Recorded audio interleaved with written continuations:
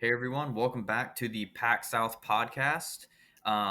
We are finally here at Rivalry Week, but it wouldn't be a PAC-South episode without starting with the coaches. No firings, but we're finally moving on the hiring front. Eric Morris at North Texas has confirmed to be going to Oklahoma State. He will still finish coaching out the year for the Mean Green. And Jim Mora of UConn, Pete Thamel reported late last night, he's going to Colorado State. Still unsure if he will finish the season bowl game with the Huskies or go straight out to Colorado Springs. Pat, what are your initial thoughts on these hirings? I mean, kind of the ball's now rolling. Yeah. I think the Colorado State one is a little random.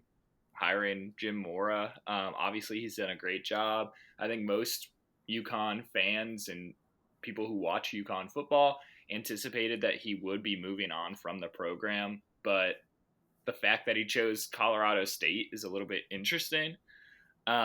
Good for Colorado State, though. They're getting a coach who has had success in sort of like rehabilitating his image and we'll say like winning with less at UConn.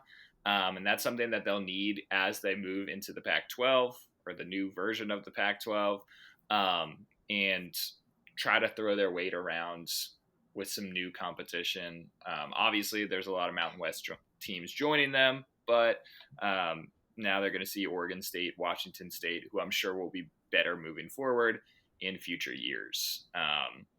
In terms of the Morris hire, I think it's a home run for Oklahoma State. He's a guy who's clearly has a good reputation as a QB, we'll say guru. He finds these guys, he develops them extremely well.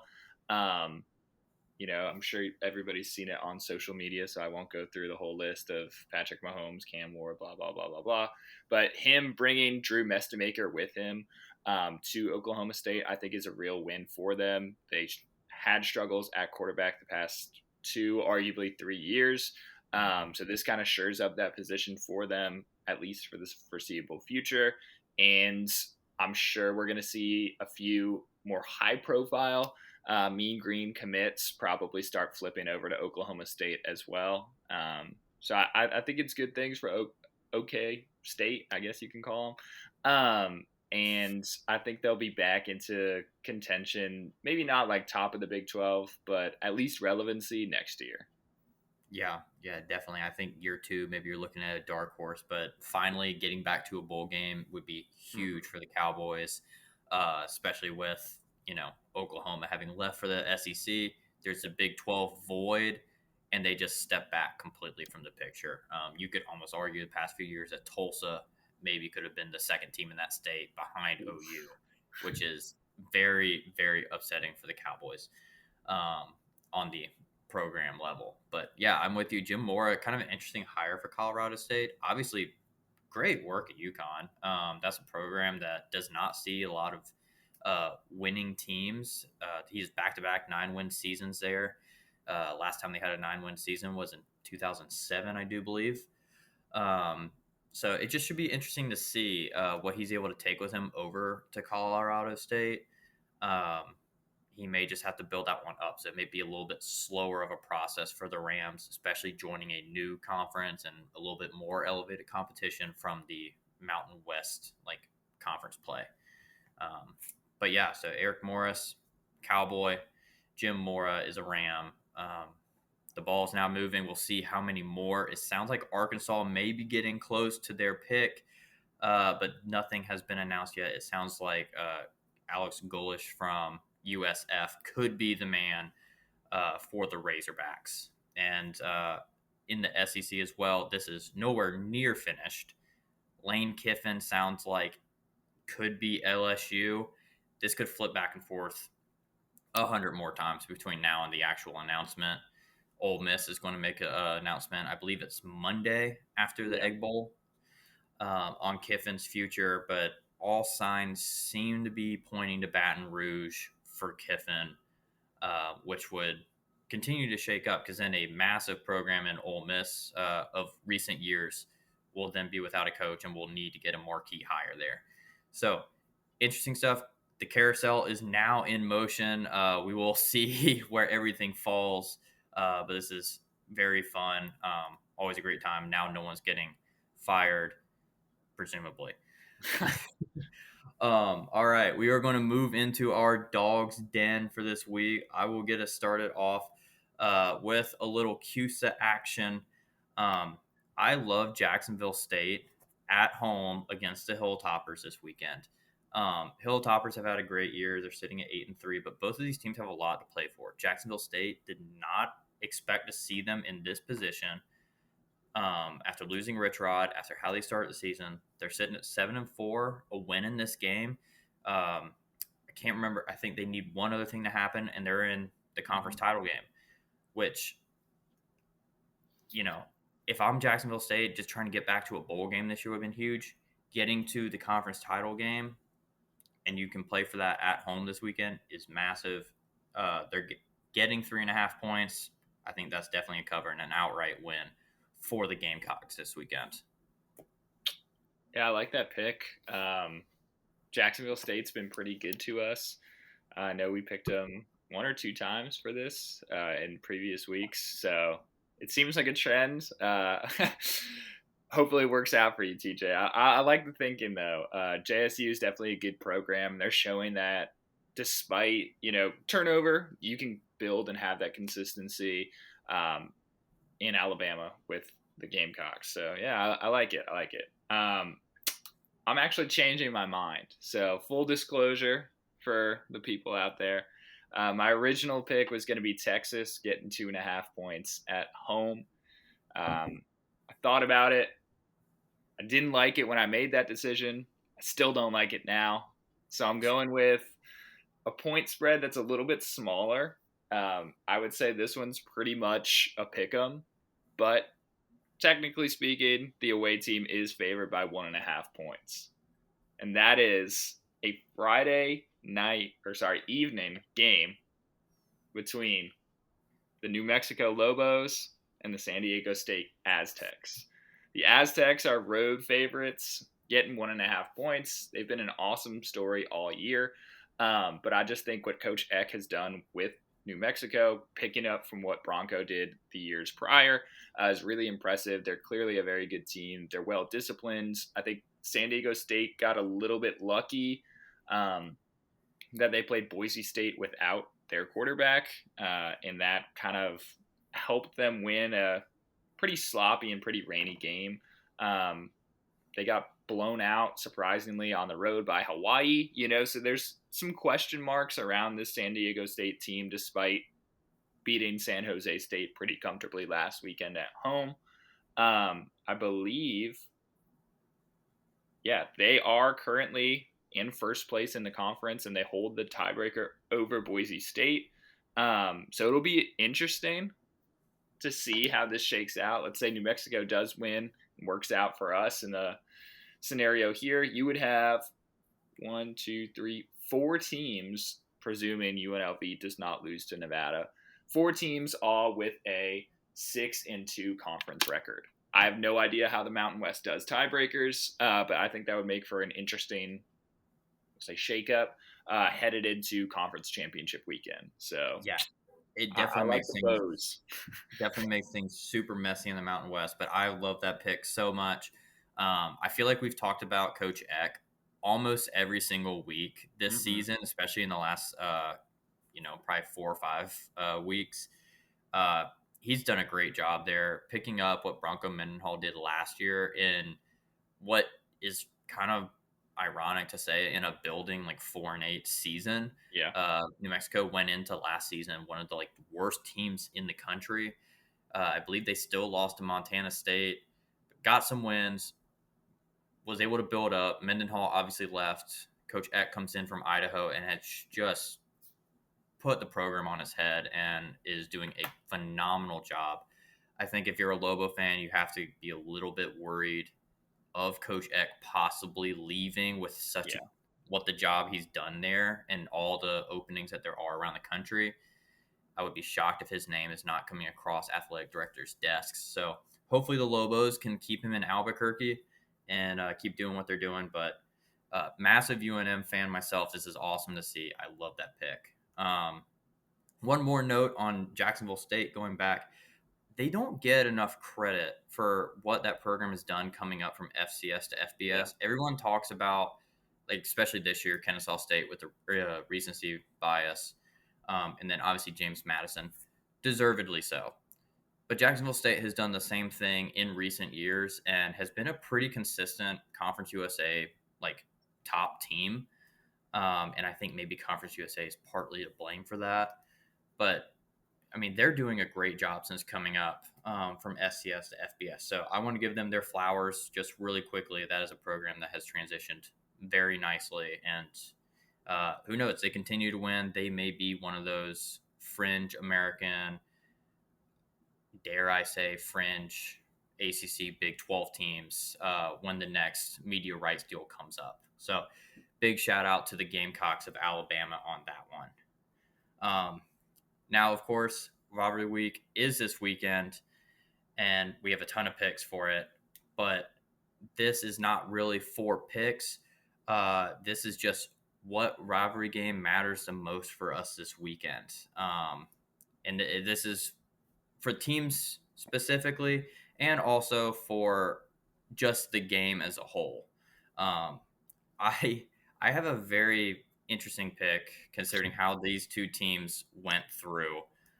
Um, I'm actually going with Florida and Florida State. I think this is the most important rivalry this weekend for two different reasons.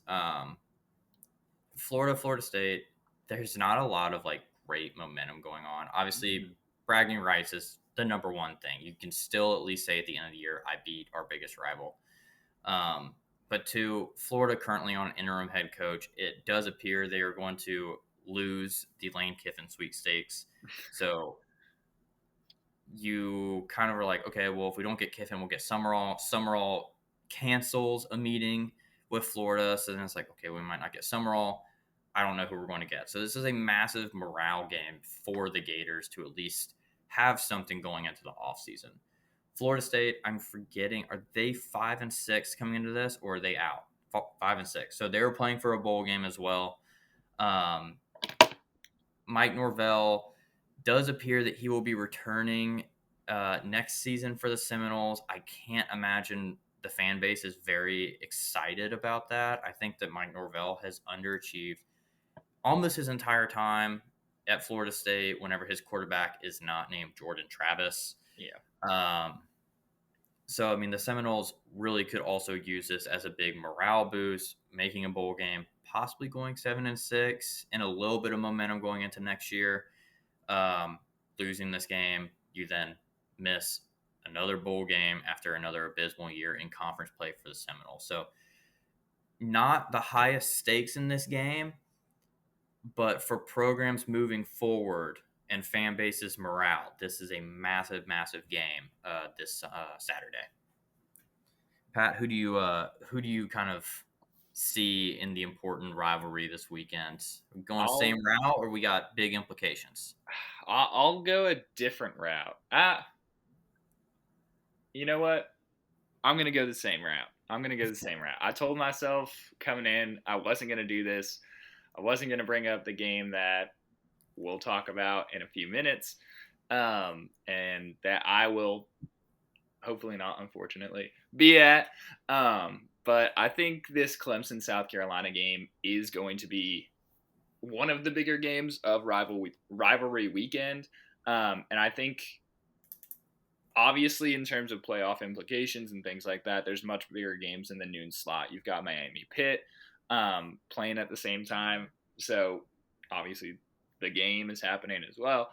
But most eyes won't be on Clemson and South Carolina, which if you told Clemson and South Carolina fans that before the season, I'm sure they would be a little bit confused given the high expectations that both programs had coming into this year. And I think that's why it is an important game. You know, for Clemson's sake, you've got Dabo, who's somehow rallied the troops and gotten them to 6-5 in bowl eligibility. If you can finish with a rivalry victory over South Carolina, get yourself into a somewhat decent bowl, like let's say, I I don't know, maybe Birmingham, maybe Duke's Mayo, right? Something in that 7-5, 8-4 fringy range where the bowl organizer's like, all right, what team's going to give me more tickets sold? If you can finish 7-5 with a victory over South Carolina, play in a bowl game that a lot of your fans can attend, I think people will be feeling a little bit better going into next year, especially if Clemson is able to attack the portal and actually like address their needs rather than trying to simply grow from within, kind of do the whole Dabo shtick. For South Carolina, I think it's even more important. This is a chance to at least leave your fans with a somewhat positive taste in their mouth at the end of the year. Like, I was at the game last weekend against Coastal Carolina where it was a bloodbath. I mean, Coastal played their backup quarterback because of injury, and it just wasn't really particularly close, but nobody really seemed super excited. There wasn't that buzz going through Williams-Brice because, all right, great, South Carolina blew out a Sun Belt team, like we won 4 games, great. But I really think if Beamer loses this game and loses it in a bad fashion, I don't think he's going to get fired because of the stage we're at. I think that would put South Carolina tremendously behind the 8 ball in terms of trying to find a new coach. But I think if he loses this game in particular, you finish 4-8, that's going to put a lot of pressure on him, not just next year, but in the transfer portal and in hiring an offensive coordinator. In terms of the current interim offensive coordinator, Mike Furry, maybe he's coaching for an interview here. If he goes out and he cooks up a good game plan that leads to a big rivalry win, maybe Shane hopefully doesn't hire him, but at least gives him an interview with the consideration. Maybe it gives him an opportunity to go to a smaller school and get a job like that. But I don't know. I feel like this can totally swing momentum for either of these programs. A win leaves your fans obviously happy and leaves you with something positive to think about headed into the portal. A loss makes you feel like, all right, not only did we not meet preseason expectations, but we just lost to our biggest rival. And if it's a blowout either way, fans on either side are going to be upset about that. So I think, as crazy as it's going to sound, for Dabo to keep lots of support at Clemson, he needs to win this game. And for Shane Beamer to potentially keep Lenora Sellers, not have his seat be scorching hot headed into next year, he needs to win this game as well. Sure, 100%. Interesting note on the offensive coordinator. Since firing Mike Shula, South Carolina, with Shula averaging about 20 points a game since firing Shula and playing a top 5 team in Texas A&M, they're averaging approximately 40 points scored a game. So big swing. South Carolina still obviously has weapons. They just need to be used properly. But yeah, I mean, you're in big threat of the portal. Clemson, you're losing Cade Klubnik this year in what you thought would be a Heisman season for him. So there's going to be questions at the quarterback position. And also, is anybody on that what was considered going into the year great defense, is anybody portal hopping there as well? So Clemson will have just as much of a busy offseason as South Carolina. And like you say, lots of momentum, lots of morale in this game. We'll talk more about that one in a moment. Last thing before our predictions, we've been picking a lot of American Conference title games this year, just games. And somehow none of them made it onto our docket for Rivalry Week. So we're going to give them a little bit more love. Who do you have making the American Conference title game? Obviously, there's no real big American rivalries this year with the shakeup that conference has had. So kind of weird matchups. So who do you see at the top of that conference getting in? Yeah, I think in terms of the tiebreakers, I believe North Texas is the 1 seed as of right now, with the way things have shaken out, because they didn't play Tulane, so they don't have that head-to-head matchup to decide things. But I think North Texas, despite all the noise about Coach Morris leaving, they're clearly a better team than Temple, and I think they take care of business against Temple. So I think North Texas is going to be I guess that would make them the host of the Yes. conference title game. And I think they're going to get a rematch of a game that we saw, what was that, 2 weeks ago or 3 weeks ago, and play Navy. I think Navy is going to go into the Liberty Bowl on Thanksgiving, take care of business, walk out of there with a win. Because, again, remember, Army Navy is after the conference title game. Yes. So, I mean, theoretically, Navy could win that game, be the G5 representative in the playoff, and then lose to Army and still be the G5 representative in the playoff. Yes. But I see North Texas Navy as our matchup because I believe Navy also has the tiebreaker over Tulane, um, which is obviously a little weird, but unfortunate for Sumrall and his guys. But I think it's going to be Navy, North Texas. Okay. I love the North Texas pick. I'm right there with you. Eric Morris committing to the Mean Green throughout the remainder of the season, I think, is massive because the noise that was going on in that locker room, they all go, okay, well, at least he's got our back. He is staying here with us. Everything with that. He's going to see it to the end. So I think that that's massive for that locker room, for that program. And I think that, they get it done against Temple. That Temple team is not what it's been. You could argue ever outside of Matt Rule.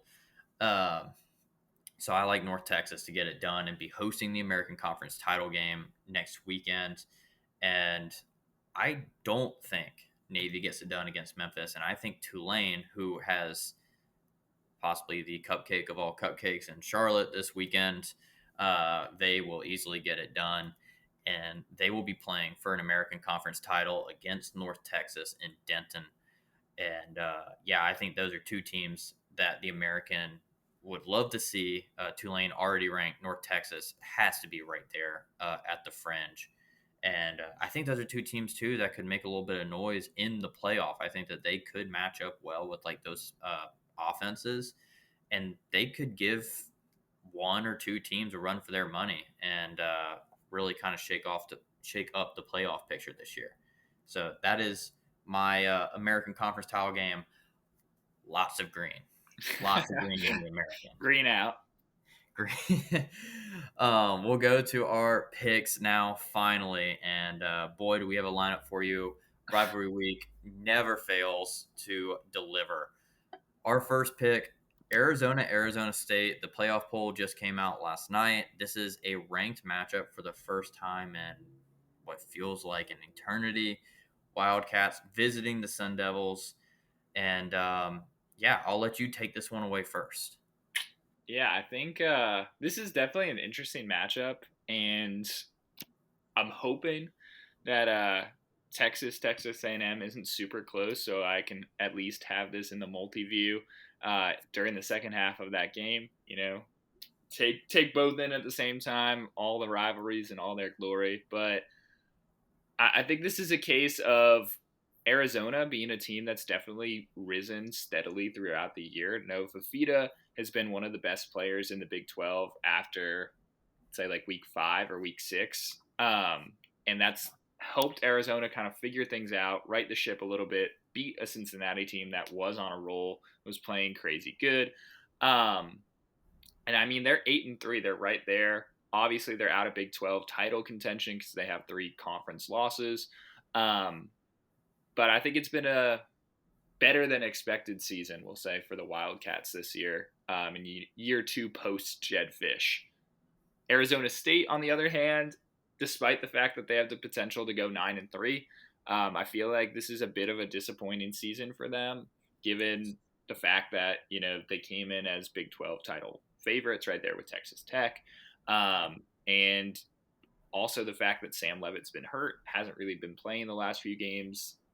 Jeff Sims, shout out to him, has done a really nice job, but I don't think that's the guy that Sun Devil fans want to see back there.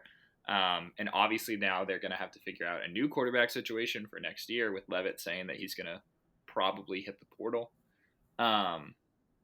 So I think based on sort of like trends and I don't know how the seasons have played out, I think Arizona's the hot team right here, and I like the Cats to take down the Sun Devils in this one.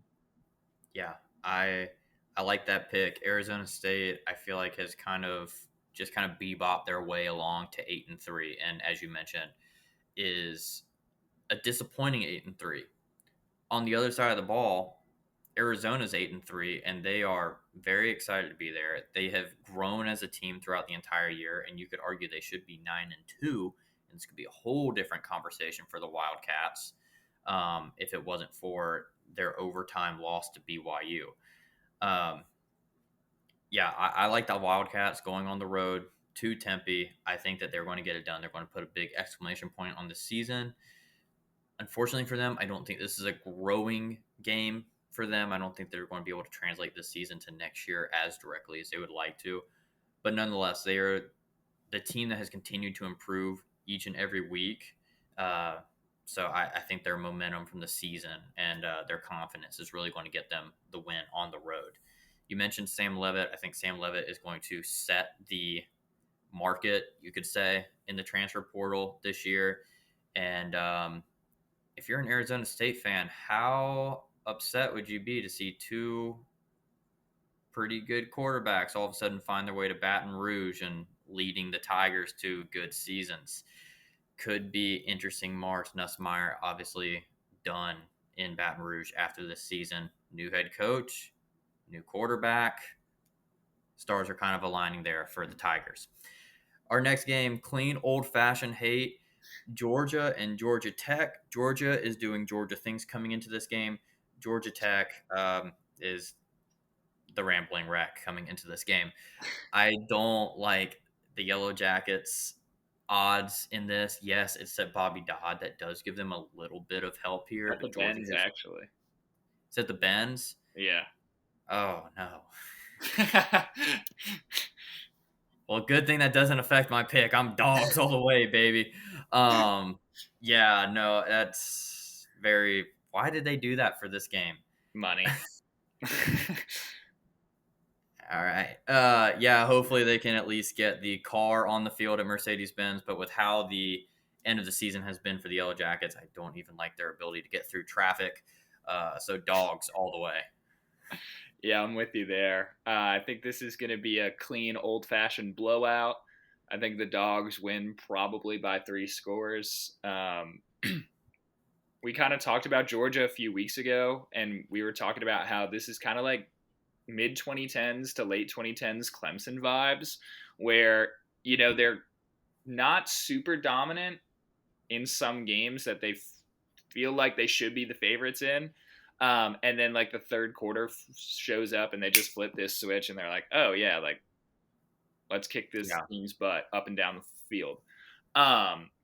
So yeah, I like the Dogs and I like the Dogs big in this one. And I mean, I guess if you're a Georgia fan, you have the potential to be going to the Bends 2 weeks in a row. So I don't know, maybe you'll get to see a lot of Atlanta in the next 2 weeks. Yeah, they are definitely very well versed in that town these days now. Going up one state on the border, we have Vandy and Tennessee in a ranked state championship game for Tennessee. Who do you like there? I mean, Tennessee just outside the playoff picture. Vandy, with a little bit of help, could squeak in an at-large bowl, but definitely outside looking in, a little bit more to play for than the Vols. Who do you like there? I think it's pretty well documented at this point that I'm not a Vandy truther. Last week I came on here and I said Kentucky was going to beat Vandy, and that aged like milk. But this is the week. This is the week that they lose again. I think that going into Neyland is going to be a tough experience for them. Yes, Diego Pavio's played on the road in tough environments before, but Neyland Stadium at night is kind of a different beast and a different animal. That place is going to be rocking. Granted, Tennessee does not have the CFP to play for, but they can still get into a really good bowl. They can make probably like the Cheez-It Bowl. Very much at play there. One of the solid Florida bowls if they win this game. Finish 9-3, win that. to double-digit win season.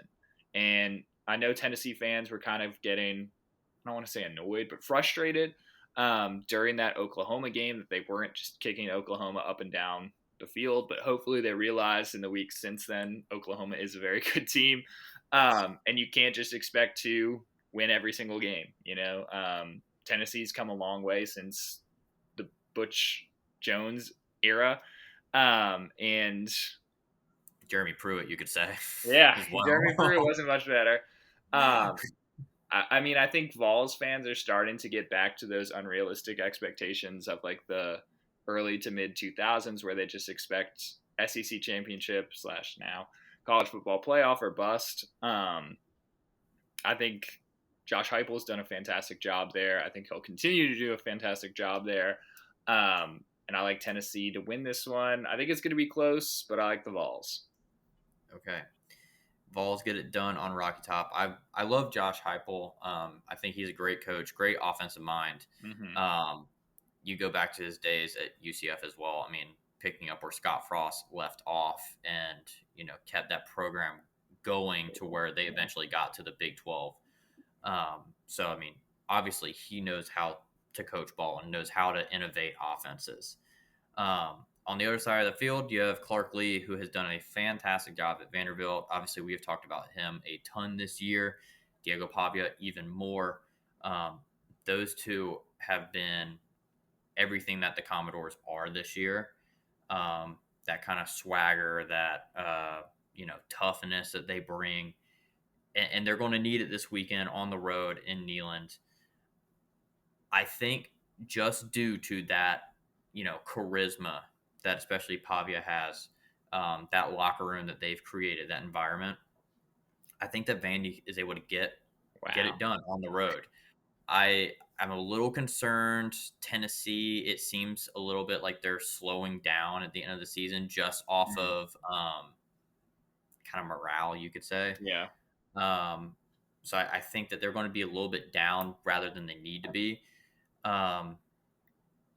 Yes, they can still play for a big bowl game, but this is, keep in mind, a team that was in the playoff last season. Yes, they were out of the playoff just as quickly as they were in it, but they still were there. So this is definitely a step back year for them. I have seen some Vols fans getting annoyed with Heupel and even going so far as they need to make a move. That would not be a smart decision for them. But I do think that this is Vandy's game, and they will continue to push for a playoff, and with some help, they could get in there. Obviously, this would be another great win on their resume.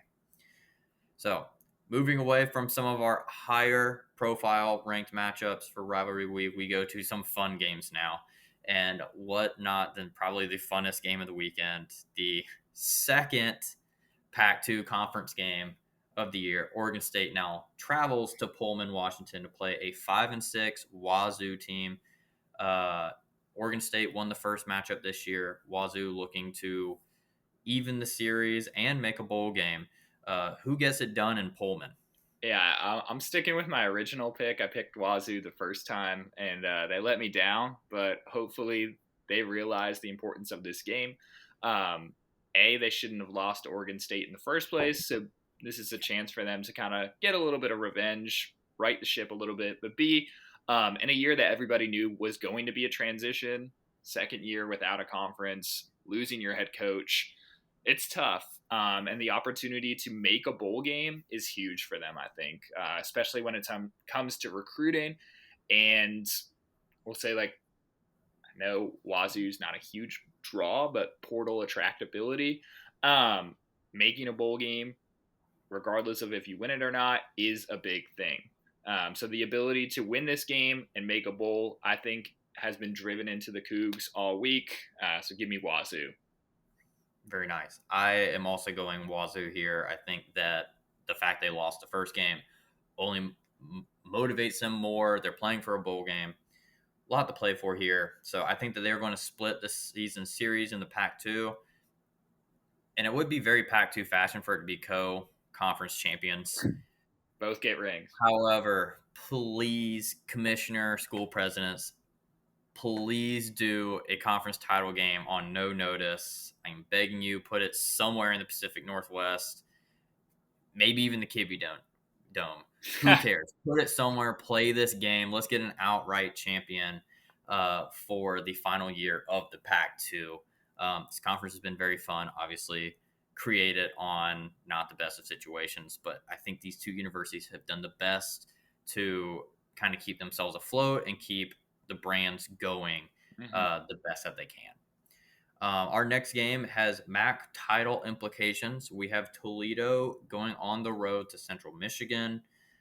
Central Michigan needs a lot to happen for them to get into the MAC championship game. Toledo, very much a win and in situation. I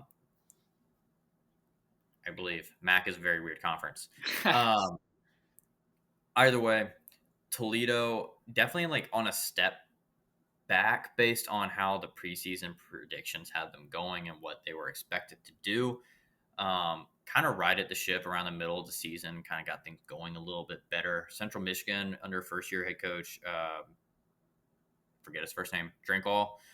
He's done a pretty nice job, all things considered, with the Chippewas. They've been kind of floundering in that like 4-8 to like 6-6 ish range for a while now. So to break over and get 7 wins with potential for 8 is very big for Mount Pleasant. But I like the Rockets in this game. I think they'll go on the road, get it done.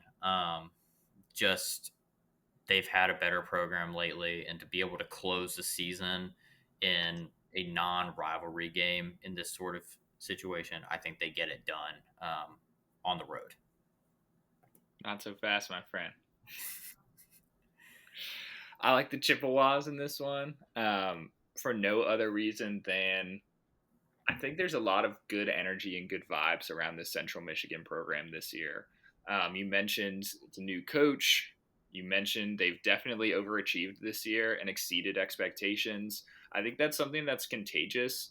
And you've seen a lot more Central Michigan fans showing up this year. They were struggling for attendance probably like the last 2-ish to 3 years. You know, you'd turn on a MACtion game and Central Michigan would be, you know, half full, 3/4 full for a big game, but something not as big, it wouldn't really get a draw like that.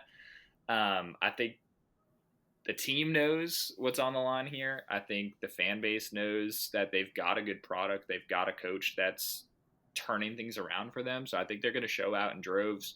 And I don't know, like, this is just classic Toledo under Jason Candle to lose this game. You know, have the opportunity to lose some earlier games that you probably should have won, make the conference championship against Western Michigan. But then they always just seem to find a way to lose these types of games.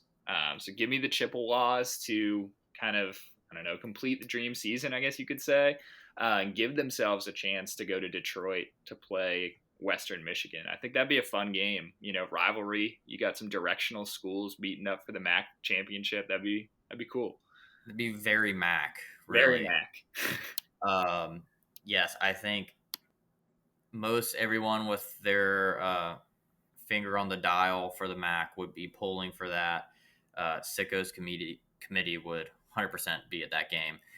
Yeah, that would be incredible vibes and scenes in Detroit if we can get that game. So moving to a little bit more of a high profile game, you could say, but also kind of still a vibes rivalry this season, just how things have played out. We have Kentucky going to Louisville. Kind of a similar situation, you could say, but the records don't show it, as Georgia Tech. Kentucky, coming into this game, has been playing great football the last few weeks. Yes, they take a step back against Vanderbilt. However, Vanderbilt is very much pushing for a at-large bid to the playoff. Georgia Tech and Louisville were pushing. Now they need the conference title game to get in. Louisville has backed their way all the way out of that picture. So now this is kind of the only thing they have left outside of a bowl game that they will be limping into as well. Kentucky says at 5-6.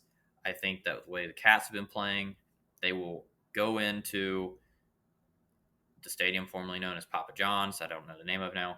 Um, and get it done against the Cardinals.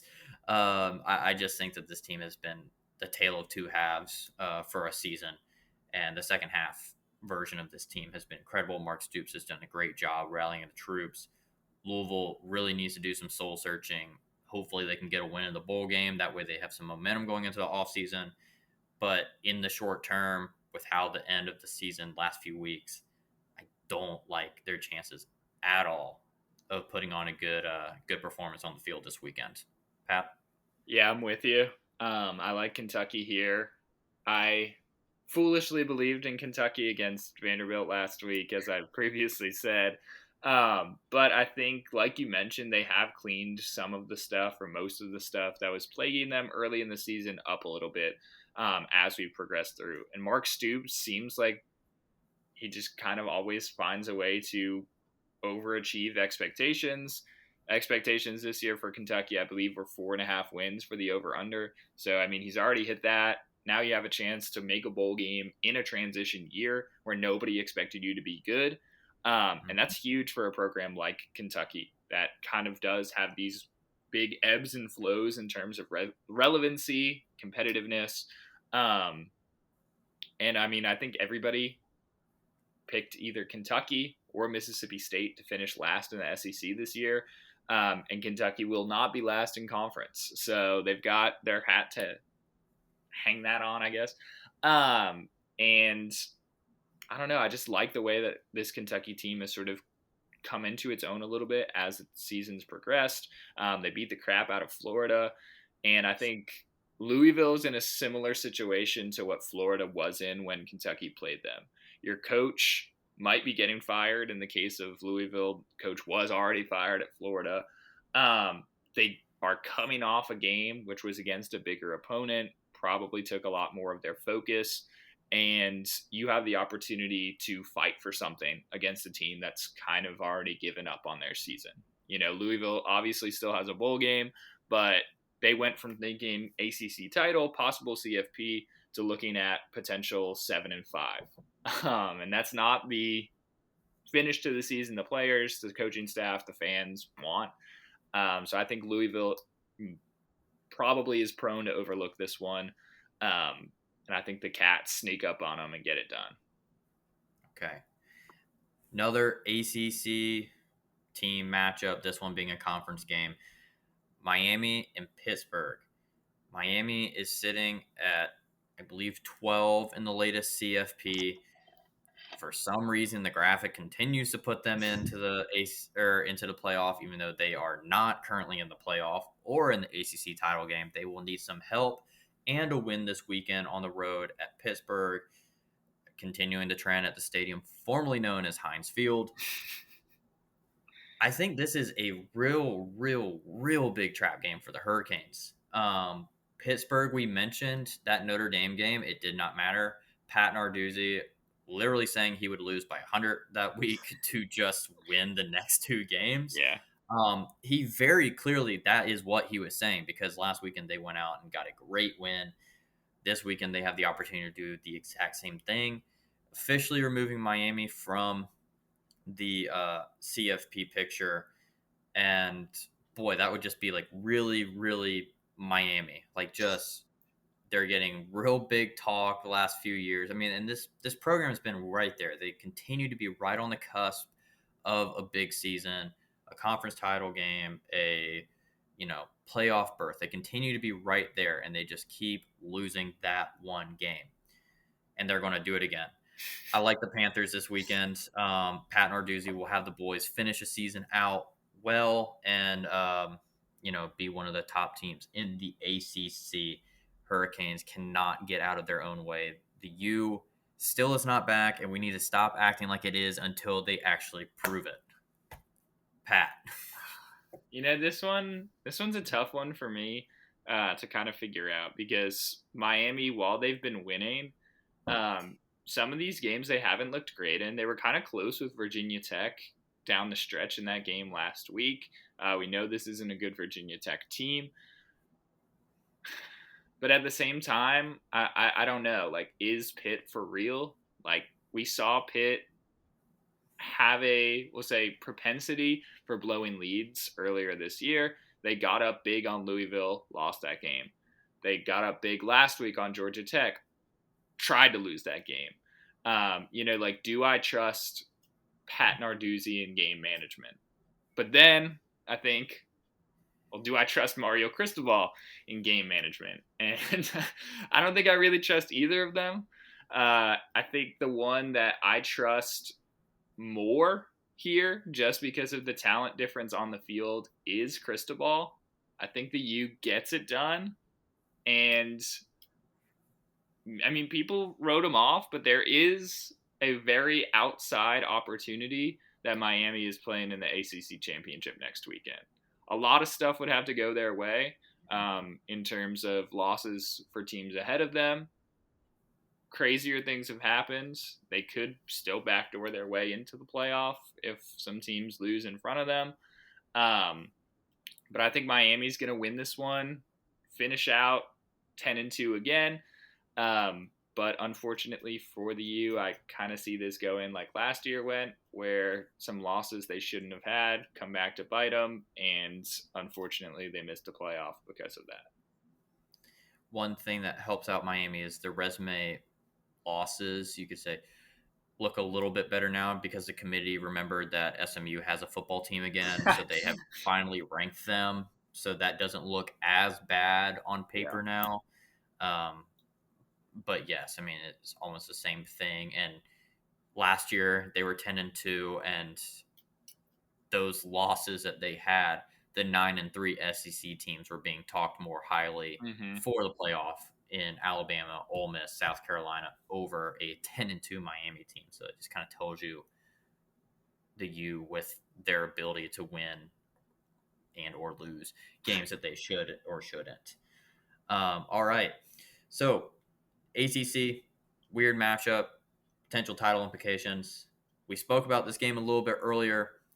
Mountain West title implications. San Diego State goes on the road to Albuquerque. Pat, do you have any more that you would like to discuss with this game before I go in? I would just say I think obviously since the spread is the way it is, it's going to be a very close game. This is going to be one of those games where it's just getting ground out, and a turnover here, or maybe like a missed field goal there, something like that is going to be the decider for this game. But yeah, as I already said, I think the Lobos are going to win here. Okay. The Aztecs obviously have had a great season this year.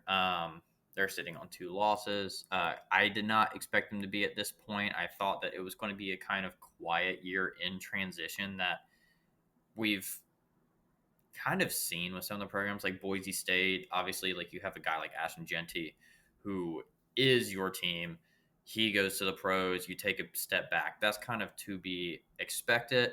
I think a little bit larger of a step back than initially we thought for the Broncos. I thought San Diego State would kind of be in that range. I did not expect them to be in the, we're going for the Mountain West title. We're very much in the playoff picture.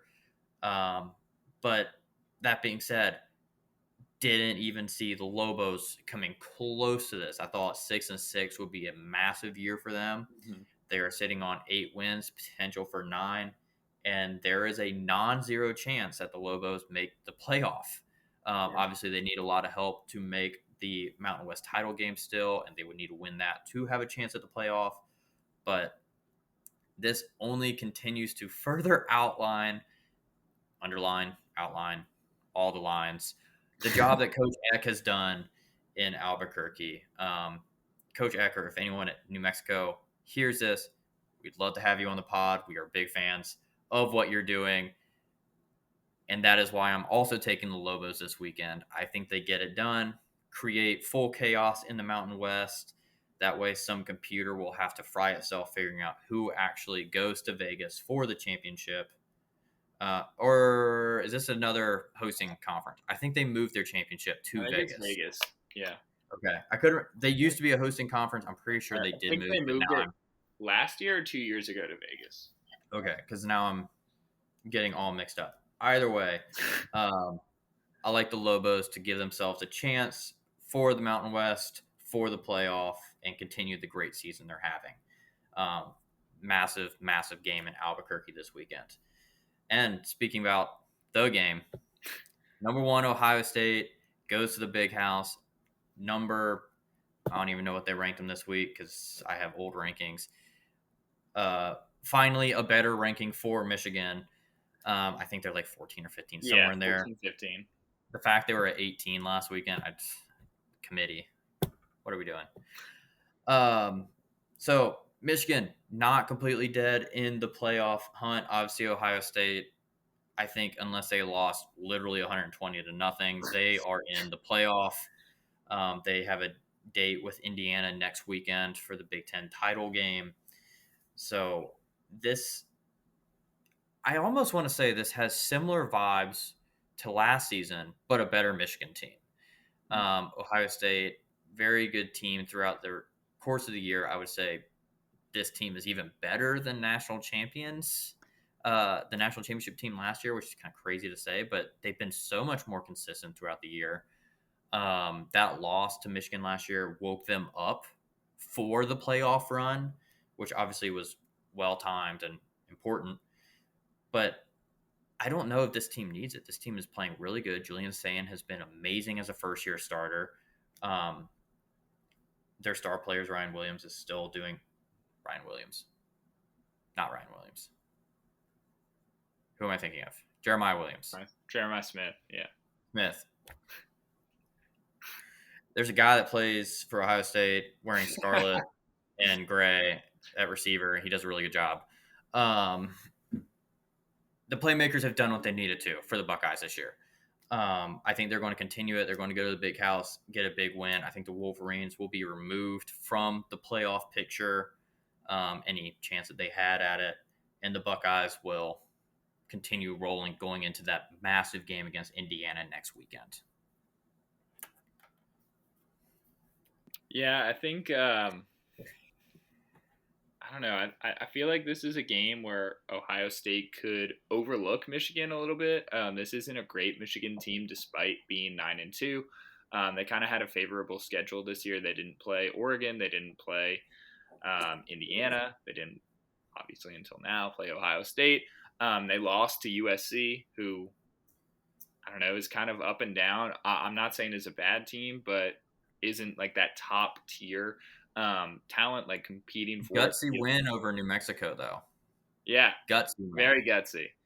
I don't know. I feel like Ohio State is probably going to be thinking a little bit more about their opponent next week in Indiana in terms of game plan. But I think Ryan Day also knows that he has to win this game to kind of escape the narrative that he just cannot beat Michigan. I think clearly this is a more talented Ohio State team, as you mentioned, arguably more talented than last year's team that won the national championship. Carnell Tate, Jeremiah Smith, both have had phenomenal years this year with Julian Sayin throwing the ball to them.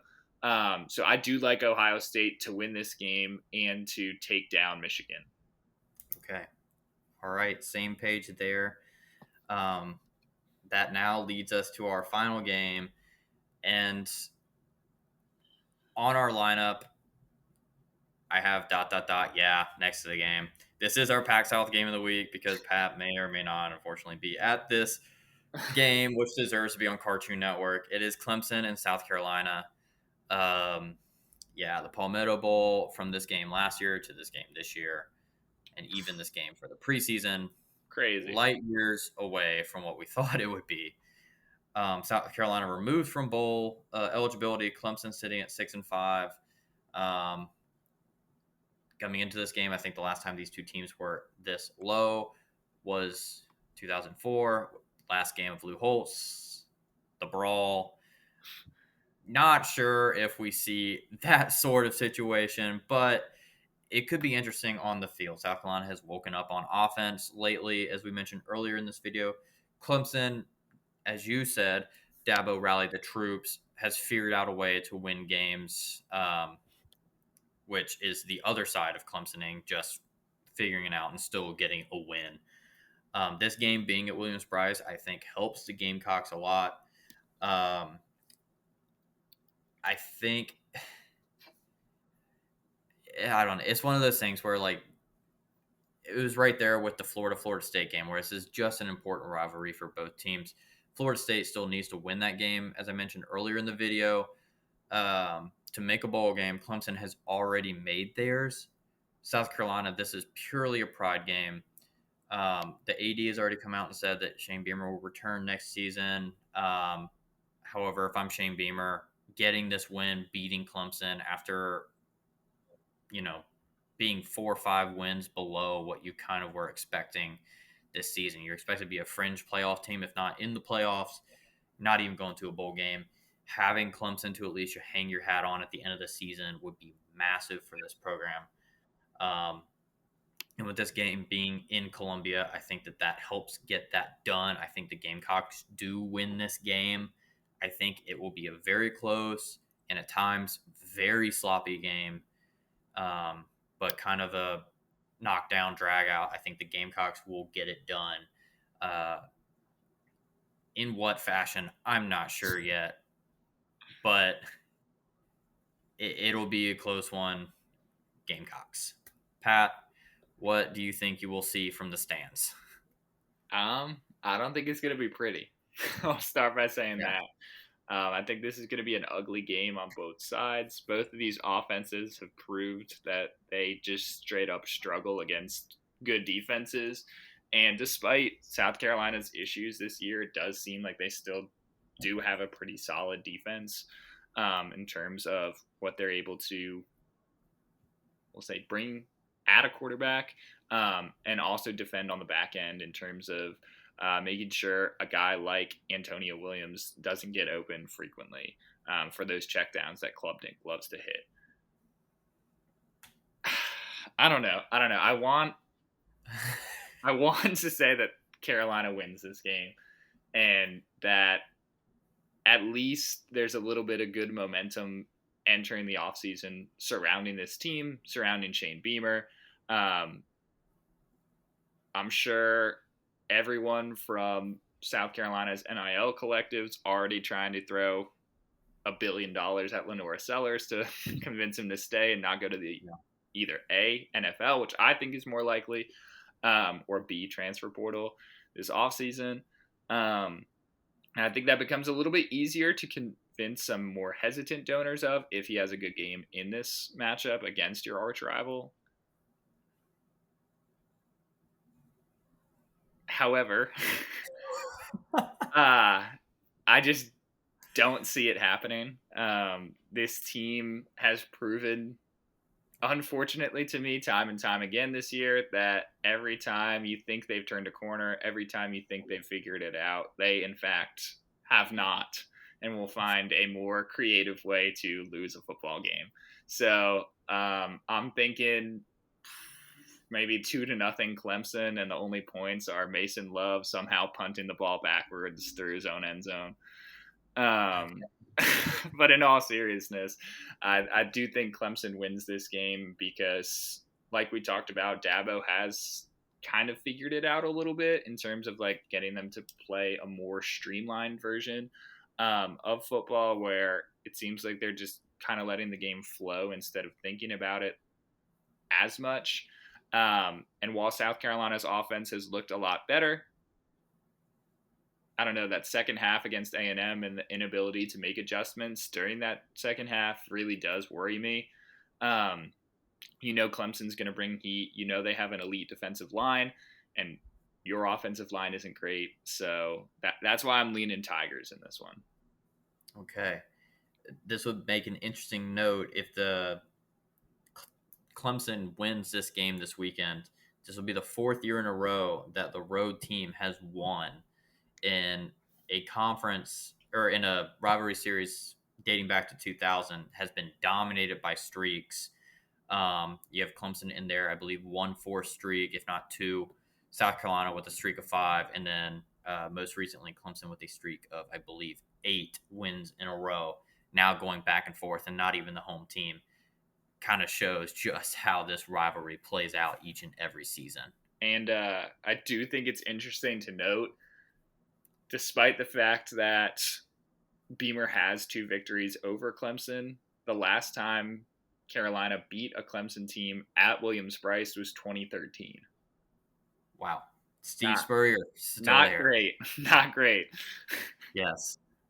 Very interesting. Obviously, multiple coaches in between Spurrier and Beamer in names of Sean Elliott and Will Muschamp. So that does it for our rivalry week this weekend. Obviously, Maction had Tuesday night. We have American Conference tomorrow night for our Thanksgiving, and then Friday and Saturday is going to be fully loaded with great games and matchups. We look forward to watching it. We will be back again next week to kind of go through what's left of every team, see our conference championship games, and then kind of start to look at the playoff and beyond. So, thank you all so much again for watching and listening. We will see you next week.